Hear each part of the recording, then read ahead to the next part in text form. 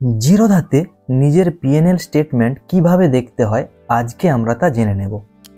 নিজের প্রফিট হচ্ছে নাকি লস হচ্ছে তার রিপোর্ট দেখা অবশ্যই জরুরি। রিপোর্ট দেখার জন্য প্রথমেই আমরা জিরোধা লগ ইন করে নেব। তারপর মাই অ্যাকাউন্ট বা প্রোফাইল সেকশনে ক্লিক করে নেব। এরপর কিছুটা নিচেই কনসোল সেকশনে আমরা পিএনএল অপশন দেখতে পাবো। আমরা পিএনএল অপশনটিতে ক্লিক করে নেব।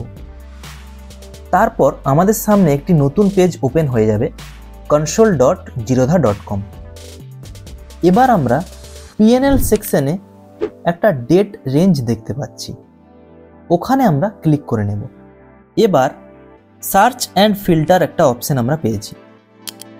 প্রথমেই আছে সেগমেন্ট, তারপরে আছে পিএনএল, তারপরে সিম্বল এবং শেষে আছে ডেট রেঞ্জ।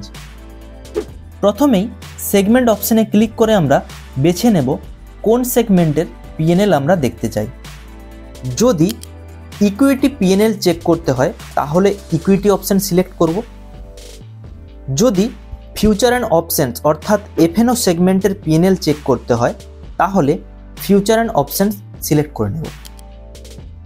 এরপর নিচেই আমরা ডেট রেঞ্জ একটা অপশন দেখতে পাচ্ছি, অর্থাৎ কত তারিখ থেকে কত তারিখের মধ্যে আমরা পিএনএল রিপোর্ট দেখতে চাই সেটা আমরা সিলেক্ট করে নেব।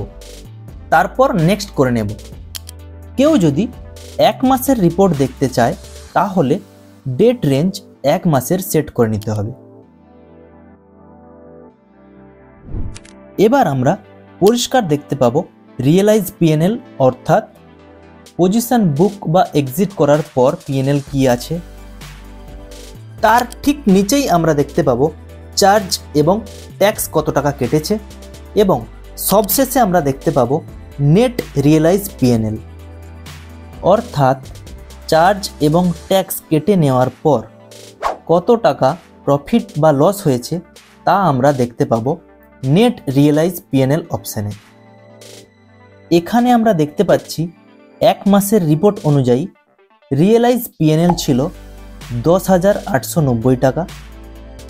এরপর ট্যাক্স এবং চার্জ কাটা হয়েছে 925 টাকা 36 পয়সা। সবশেষে নেট রিয়েলাইজ পিএনএল অর্থাৎ চার্জ এবং ট্যাক্স কেটে নেওয়ার পর 9,970 টাকা প্রফিট হয়েছে। যদি আমরা পিএনএল রিপোর্ট ডাউনলোড করতে চাই তাহলে ডাউনলোড অপশনে ক্লিক করে নেব।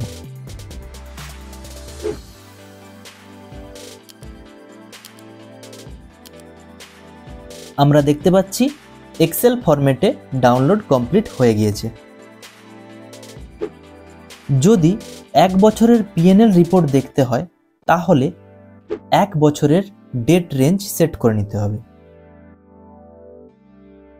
এখানে আমি এক বছরের রিপোর্ট দেখতে চাই, তাই এক বছরের ডেট রেঞ্জ সেট করেছি। রিপোর্ট ডাউনলোড করার জন্য ডাউনলোড অপশনে ক্লিক করে আমরা সারা বছরের রিপোর্ট আমরা দেখতে পারি।